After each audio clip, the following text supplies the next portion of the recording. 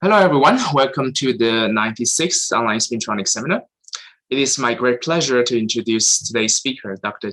Wang, got his PhD in 2019 from the University of Kaiserslautern under supervision of Professor André Schirmack. After that, he works as a postdoc researcher at the University of Vienna. His research focuses on the study of linear and nonlinear spin waves in nanoscale structures for data processing.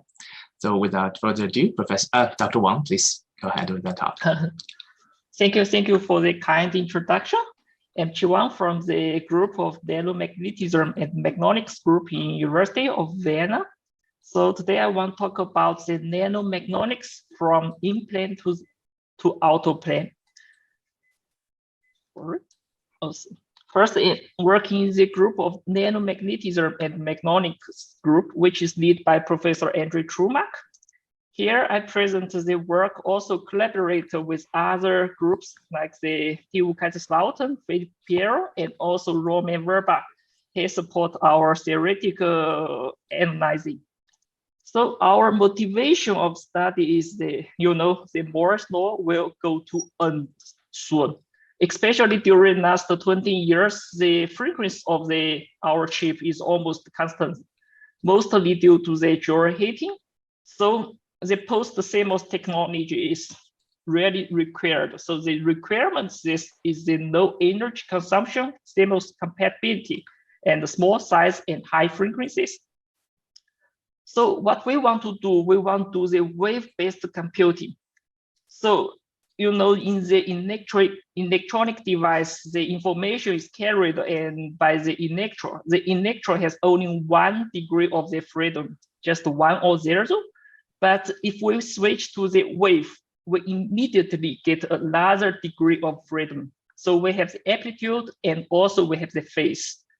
There are a lot of waves. Why do we choose spin wave? Because spin wave has no energy consumption and it has a very good nonlinear efficient. I will talk later, and also CMOS compatibility and the small wavelengths down to nanometer and room temperature. So if we want to move the spin wave to do some spin wave computing, especially in nanoscale, what are the challenges?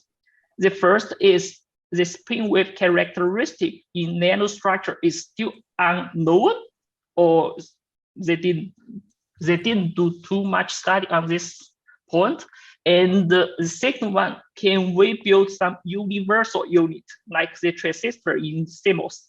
And if we have the universal unit, we can build a very complex integrated magnonic circuits just to connect the different universal units. And what kind of physics phenomena that we can use to build this universal units? And the third one, can we demonstrate integrated magnonic circuits in which at least there are 2 logic gates and in which the magnon is controlled by magnon themselves without electrons. So we call it all magnon computing. And the last one is, can we simplify the design process of magnon device? Because in electronics device, it can be designed by some software. So can we do it like that? So following this 4 questions or challenges, our talk will separate 4 parts. The first 2 parts, I will talk about the spin wave in-plane magnetized spin wave. The first one, I will talk about the spin wave in nanostructures and the properties of the spin wave in nanostructures. And the second one, I will show you the integrated magnonic circuits. And the last part, I will switch to the out-of-plane. So first, we introduce the machine learning to magnonics. And we design the inverse design magnonic device. And the last part is our latest results about the exchange spin wave excitation using the deep nonlinear phenomena. So first, the spin wave in nanoscale structures. Before I talk about it, I will simply talk about what is spin wave for the people who is not familiar with spin waves. Here, this animation is did by Dima. We know if the spin in the external field, which will prefer to align the external field, once we put an oscillation field which is perpendicular to the external field, the spin will start to precession. And imagine in the real materials, we have thousands of the spin. So they are coupled by the exchange and the dipole cup interaction. Due to this interaction, the precession of the spin will propagate as a form of wave. We call it a spin wave. In our study, we try to use this spin wave to do computing or data transmission.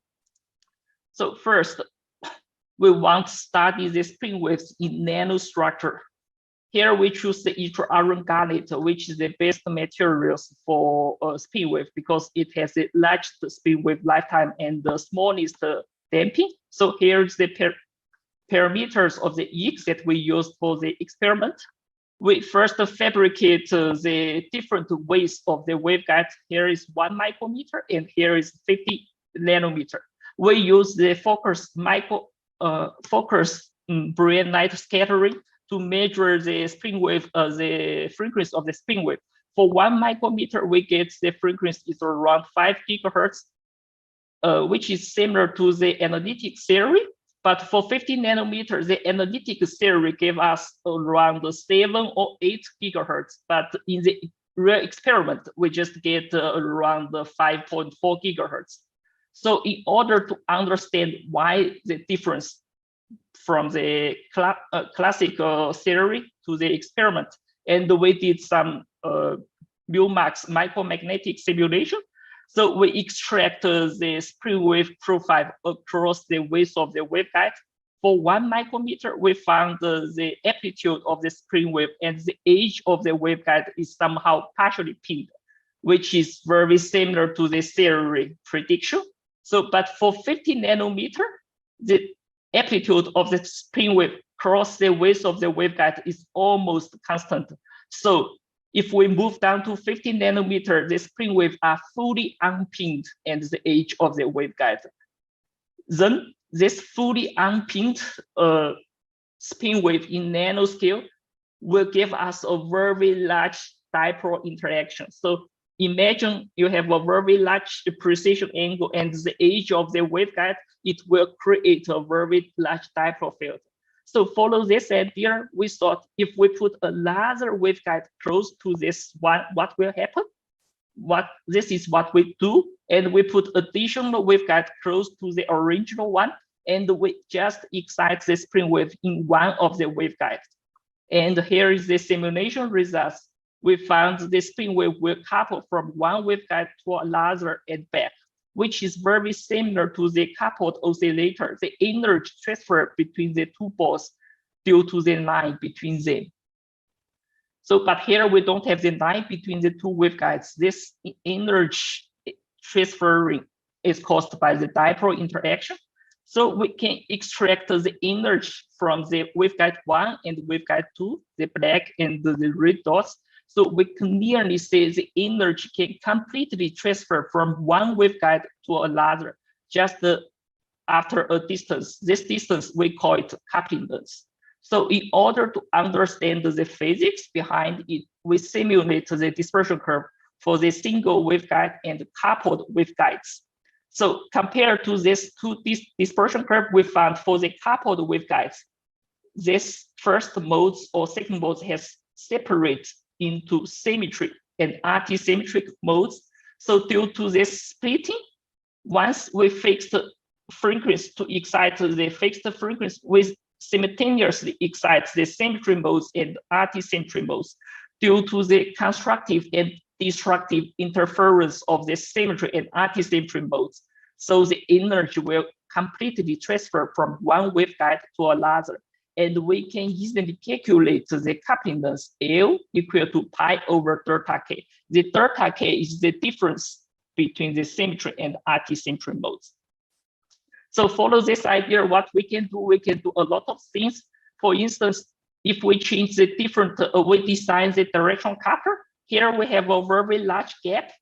So here is decoupled because the gap is very large, and we use the band structure to guide the spring wave in the coupled region, and then guide it back to the deep coupled region. Here for different frequency. As we see from here, if we change the frequency, we will change the decay. So that means we will change the coupling length. For 2.88 gigahertz, all the energy will go to the second waveguide. And for 3.01 gigahertz, half still in the first waveguide, half in the second waveguide, and 3.2 gigahertz, it will completely go back to the first waveguide. If we send the spring wave F1 and F2, F3 simultaneously from the input waveguide, after the directional coupler, it will separate the frequency. So if we fix the frequency, just to change the external field, so we can shift the dispersion curve up or down, and also change the coupling length, so we can switch the outputs from output 1 to output 2. So the directional coupler is really a universal unit, which can work as a connector, power splitter, frequency multiplexer, and so on. So here is we design the directional coupler. Here I will show you how to combine the two directional coupler to work as a integrated magnonic circuits. So before I talk about the integrated magnonic circuits, there are several ways to reach this integrated magnonic circuits. And the typical way is here we have two inputs and one output, but the input is current and output is spring wave. If we want to connect the next logic gate, we need a converter. But unfortunately, the converter will cost a lot of energy. So what we propose the all magnonic circuits. So the inputs and outputs are all spin waves. But in order to realize this all magnonic circuits, we need a nonlinear effects. So in this all magnonic circuits, the spring wave is controlled by spring waves themselves. So we need this efficient nonlinear effects. So here we choose the half adder as an example. Half adder is a very basic element for modern computer. So here it combined the XOR and AND logic gates together. So we have two inputs and two outputs. We design a magnonic half adder, which is based on two directional couplers. The first directional coupler is working in the linear region, and the second directional coupler working in the nonlinear region. So if we only have one input, half energy will go to this arm, and half energy will still keep in this first waveguide. Then if we have the input B, the same case, but here we change the phase pi over 2. So half energy will go to here and half energy will stay in the first waveguide. But here is destructive interference. Here is constructive. Here is constructive interference, but here is destructive interference.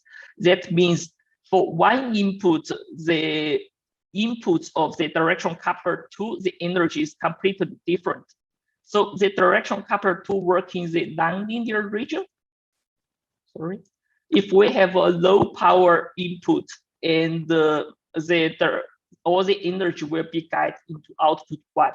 If we increase the input energy of directional coupler 2 due to the nonlinear shift of the dispersion curve, if we increase the power, the dispersion curve will shift down, but the frequency is fixed. So the delta K will change, will become smaller. Then we change the coupling length. Finally, the output will be guided into the output 2. So the directional coupler change the output depending on the input power. Then here is the working principle of the half adder. If we only have one input, then half energy go to directional coupler 2. Finally, it goes to the output S. The same case for input B. But if we have two inputs, then here is destructive interference. All the energy goes to here, and then switch the output of the directional coupler tube. So here we only have these 3 nano wires replace almost the 14 CMOS transistor. And the width of the waveguide here we choose 100 nanometer, but future we can decrease to 30 nanometer.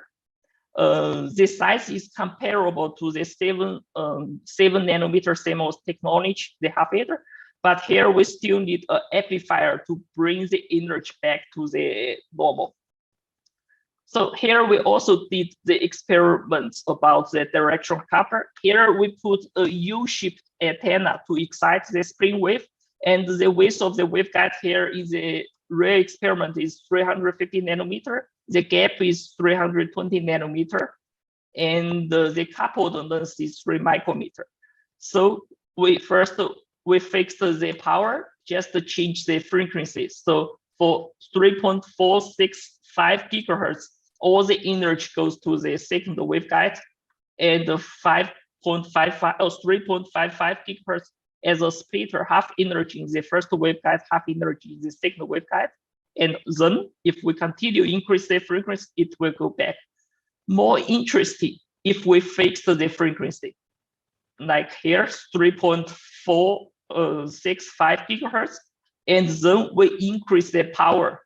As we said, when we increase the power, we will shift the dispersion curve. We also can change the coupling length. So once we increase the power, and the output will switch from one to another. So the nonlinear function works in the directional coupler and also in the experiments. So the directional coupler is really a universal unit, can be used to build a more complex network. So here I want to talk about as I told you, this kind of directional coupler, we spent a lot of time to design it, because we should do a lot of simulation to check how large the gap, how large the coupling length, and to fabricate it. Can we simplify this process? So here we introduce this somehow the machine learning to magnonics, and we propose the inverse design magnonics. This is very simple. This is also a simple example. We choose the iron garnet as usual, and the thickness is 100 nanometer. But here we apply an external field autoplane, not in plane. Here we have one input waveguide and 2 outputs in waveguides, which connected by the design region. The design region has been divided into 100 subregions. So we ask computer to randomly remove a part of these materials in the design region. What we want to realize, we excite 2 frequencies, F1, F2. F1 is 2.6 gigahertz, F2 is 2.8 gigahertz. And we want a computer to get this design to guide the F1 to the first output and guide the F2 to the second output. So here we ask computer to randomly remove the materials in the subregions, and we design this algorithm. First, we randomly remove a part of the materials and to do the simulation and extract the intensity of the spin wave at the output, and to calculate the objective function. The objective function, if the objective function like this, so if the objective function is larger, that means the frequency of F1 will go to the first output, and the frequency of F2 will go to the second output. So we want to keep the objective function as large as possible. So then we change one of the subregion. If this subregion is filled by materials, so we remove it and then do the simulation again. If this new objective function is larger than the before, then we keep this change. If not, we undo this change. And then we find another subregion and to do the same. So after 3 or 4 iterations, we get the final design like this. And here is the spring wave intensity of the simulation. So for 2.6 gigahertz, all the energy has been guided into the first output. 2.8 gigahertz, all the energy guided into the sixth waveguides. And actually, in this algorithm, we just fixed the frequency 2.6 and 2.8. But if we just use this structure to do the frequency scale, so from 2.5 to 3 gigahertz, we found the working frequency bandwidth is quite large. It's not just 1 point. It's around 100 megahertz large bandwidth that we can work. It's pretty good. Use the same technology. We also design the magnonic multiplexer. So for 2.6 comes from the first input and will combine to the output. And again, the 2.8 comes from the second input will go to the output. So it also has a very good working bandwidth. The physics behind it is very simple. It's caused by the destructive or constructive interference. So the computer somehow designed a very strange structure. And here to make sure this 2.6 gigahertz has a destructive interference here, but constructive interference here. Because the 2.8 gigahertz has different wavelengths. So it has the destructive interference here and constructive interference here. So as I said, this spin wave, okay, we also check the robustness of this inverse design. First, we check, can we do it smaller? Because in this simulation, we choose a little bit larger size that we can fabricate in our lab. So if we go down 10 times smaller, so here is just 100 nanometer times 100 nanometer, the output is 30 nanometer. So we still can, it still works for the exchange wave. And we also check the cell size because in the simulation, we use 20 nanometer cell size to make sure that the simulation is fast. So we also check the 10 nanometer cell size, it works well. And we also check the overreach because in the real experiment, maybe in the experiment, we have a little bit larger hole. It's not like what we designed. So we check this 10 nanometer overreach for each size. That means we design 100 by 100 times 100, but here we check the 120 times 120. It still works well, and also checks the influence of the temperature. So in general, this is quite robust, this structure. And the second, we said the spring wave has a very good nonlinear effect. So we want to design some nonlinear switch, also use the inverse design. The aim is we send the same frequency, 2.6 gigahertz, but with different power. So this is the oscillation field, so 0.5 millimeters and 2 millimeters. That means the different power of the spin wave. We ask the computer give us this function to guide the low power spin wave to the output 1 and high power spin wave to the output 2. So finally, the computer gave us this kind of structure. So for the low power, it will guide to the output 1, high power to the output 2. And also we can take this design and sweep the power from low power to high power. We clearly see the switch between the two outputs. So the inverse design could also help us to design the nonlinear spin wave device. Then this one is also a surprise for us. We just ask a computer to design some Y circulator. So if we send spin wave from port 1, we ask computer to guide it to port 2, and from port 2, it will guide to port 3. But from port 3, it will guide to port 1.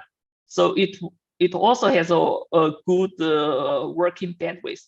And very beginning, when we get these results, we are a little bit surprised because the forward volume spin wave is reciprocal, it's not non-reciprocal. Where does the non-reciprocal come from? So in order to understand the physics behind it, we perform some simulation in this single waveguide. Here is 300 nanometer waveguide, and we excite spring wave in the center. And the spring wave will propagate for the left and right side. And we extract the spring wave intensity across the width of the waveguide and plot it together. We found the spring wave is not reciprocal, but it's very tiny non-reciprocal. Here is just, I think it's 6 nanometer shift. This kind of shift we can't state in our experiment because we don't have so high space resolution. But the computer can use this very weak non-reciprocal. So they built a lot of posts here, somehow accumulate this kind of very weak non-reciprocal, and to realize this kind of device. Here we also check if we flip the external field, we will change the circulation. Here is 1, 2, 3, but here is 1, 3, 2. So the conclusion is the forward volume in the nanoscale waveguide is not reciprocal, it's non-reciprocal, but very weak. And the inverse design can use this very weak non-reciprocal to build this Y circulator. So the last part of my talk is our latest results about exchange spring wave excitation in nanoscale waveguide. So this idea of this study like this, here we use a very large antenna, it's 2 micrometer wide antenna. So this kind of antenna can be easily fabricated using the photolithography. And here is the waveguide is 200 nanometer and the thickness is 44 nanometer. So the idea of this study is here we apply an external field around the 313 meters outer plane to saturate the EEG. The idea is we send a microwave current through the antenna. It will create some precision under the antenna. And if we send a large current, a microwave current, the precision under the antenna will be very large. And due to the large precision of the spin, it will shift the dispersion curve up. So imagine if we excite this kind of frequency, then this dispersion curve shift up, and we will excite the FMR modes, and all the energy will pump into the magnonic domain. And after outside of the wave of the antenna, the dispersion curve will dramatically shift back. Then the wave will cover from the FMR to the exchange. So here is the dispersion curve that we simulate in the MUMAX. We also take into account the width of the waveguide is 2 micrometer. So you can see a lot of dips, a minimal point. So ideally in the experiment, in the linear region, we should only excite very close to the FMR. So because of the excitation of the antenna, so somehow around 5.8 gigahertz. But in experiment, here is the experimental results that we use the microfocus mBLS to detect the spring wave for different power. The black one, we use 18 dBm. So with sweep, we use a continuous wave and continue sweep the frequency from low frequency to high frequency. We found we can get spring wave signal up to almost 7.8 gigahertz. If you see from this picture, 7.8, that means we already excite the wave around 30 radio per micrometer. So it's really exchange wave. And again, for the strode line that we sweep from low frequency to high frequency, we see this fault over reflection.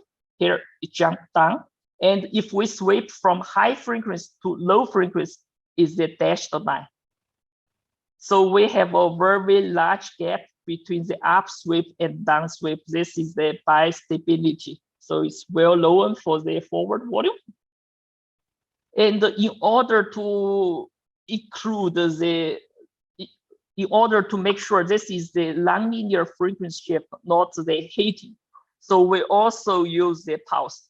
The repetition is 1 microsecond. So, and we change the pulse duration from 300 nanoseconds to 900 nanoseconds.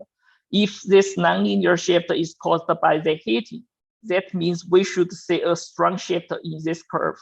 But here for 300 nanoseconds up to 900 nanoseconds, the jump point is almost, the jump frequency is almost the same frequency. So that means this nonlinear shift is really caused by the nonlinear phenomenon, nonlinear frequency shift, not heating. So a large nonlinear frequency shift around 2.2 gigahertz is obtained because the fMR frequency is around here. So we have around 2.2 gigahertz shift.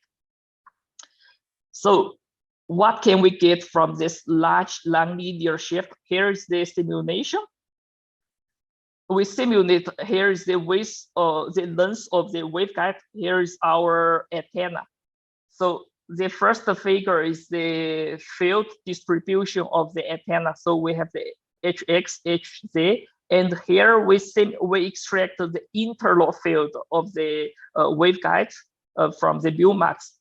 We clearly see the internal field under the antenna is much higher than out of the antenna. Imagine you have a very large precision angle under the antenna. That means the MS is decreased. And the Dmax field somehow is proportional to the MS, effective MS.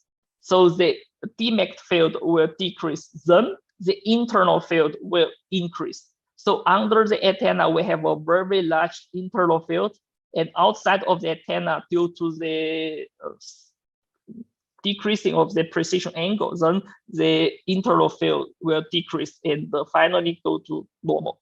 And here is the snapshot of the spin wave. So under the antenna, we have a very large precision.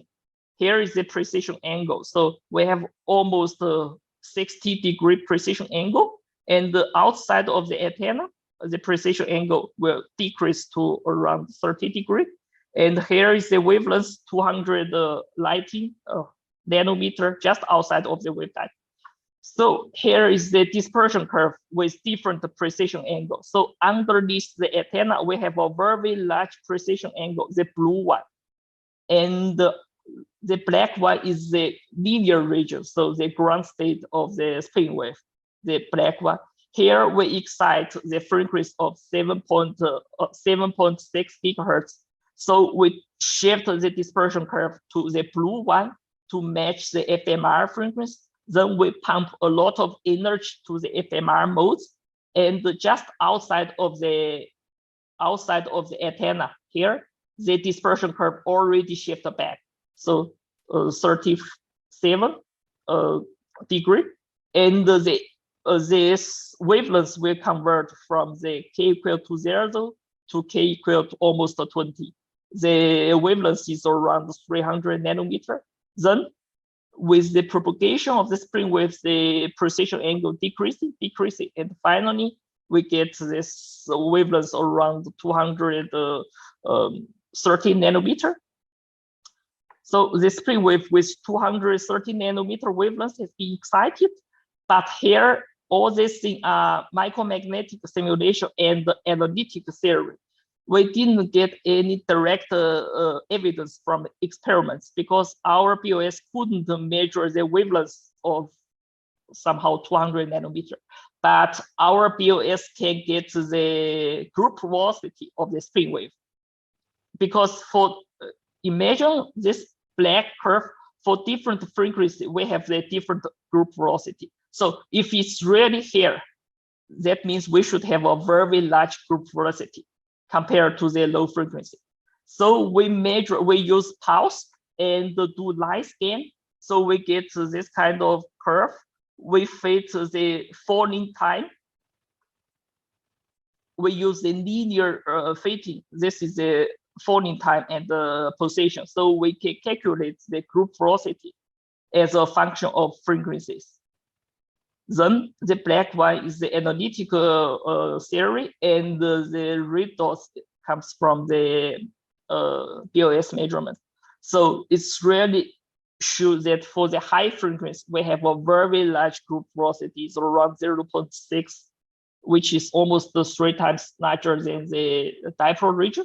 So the high group velocity somehow is evidence of the exchange wave. So the high group velocity of the short wavelengths has been found by the time resolved mBLS spectrum. And we also ask ourselves, what's the limitation of this method? So can we continue to excite the short wavelengths? Here we choose a larger materials, the copper iron beam, but the thickness is 5 nanometer, width is 50 nanometer. Again, we use the 2 micrometer large antenna, and the external field is around 2.55 Tesla. Here is the parameter of the copper iron beam, but here we just show the simulation results.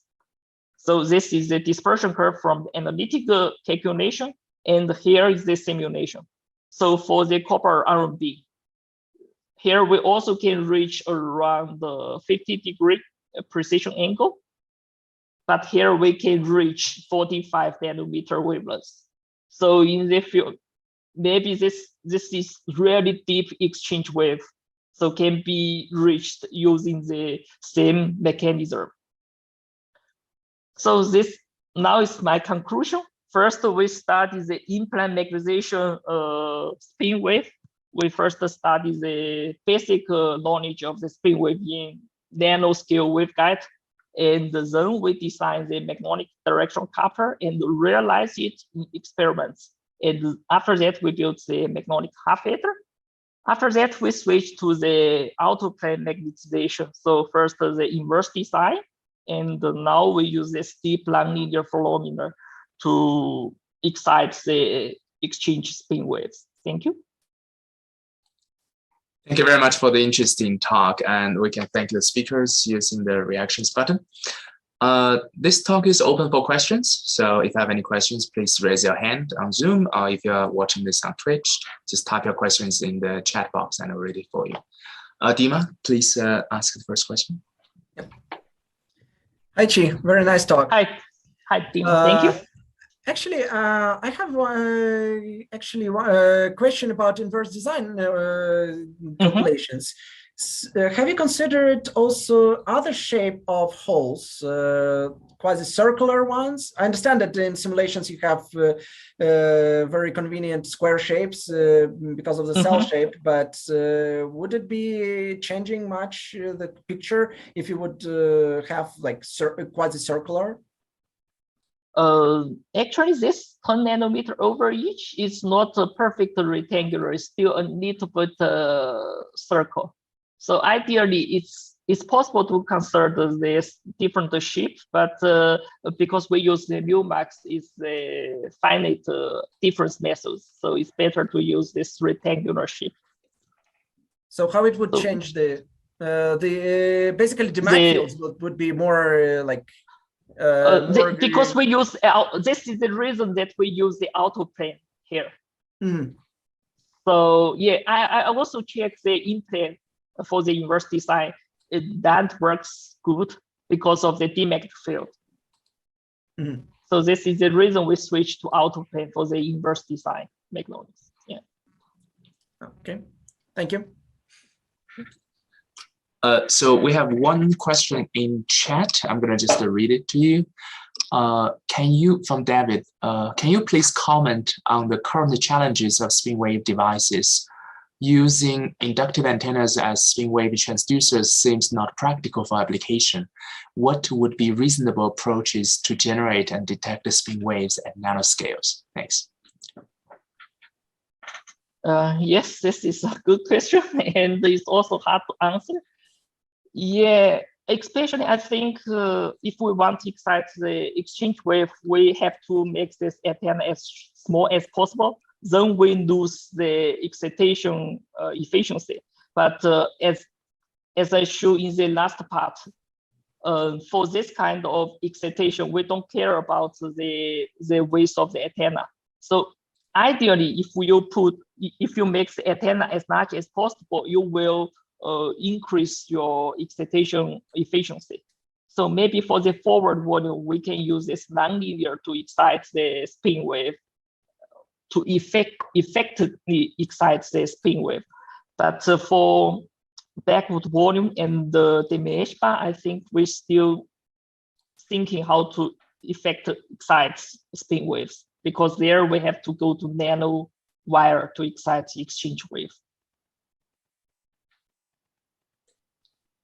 Thank you. David, if you have any follow-up questions, you can type in chat. Alexei seems to have a comment. Moore's law now operates at 1 to 10 nanometers, and these are large structures. So is Moore's law really relevant? Yes. Actually, in our magnonic half adder, here we show a magnonic half adder. Because in CMOS they use the 14 CMOS transistor, so and it's also multi-layer. It's very complex. Here we compare the air of the 7 nanometer CMOS and compare to the 100 nanometer EEC that we did here. I mean, the air is almost comparable, because even we use 100 nanometer wide waveguide. But because our structure is much simple compared to their structure, because they have a very complex 3D structure. So I think somehow maybe it's more advanced, but we still have a lot of problem, especially the amplifier is missing. If we want to connect a next half adder, it's still a problem. Okay. Do you have any other question or comment? Actually, she just mentioned that. Can you comment on if there is any like a prototype of spin wave amplifier designs available? Now I think the best one may be the voltage control amplifier. So the parametric pumping can be used as an amplifier, but it costs a lot of energy. So maybe the voltage control perpendicular amplification, maybe this is the best way to go, but it's not realized in experiments. Oh, okay. So how does the voltage control anisotropy that the device work as a spin wave amplifier? It's really like it's like parametric pumping. They control the voltage along the magnetization, but double frequency. So you can also pump to the half of the frequency, like which is your propagation wave, but with less energy. Yeah. But that's still also a very narrow band amplifier, right? So it can only work at a specific frequency.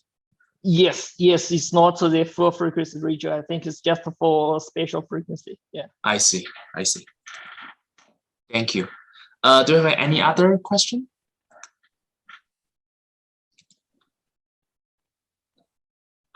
If not, we will have another session afterwards. And at this moment, I want to thank the speaker again for the very interesting talk.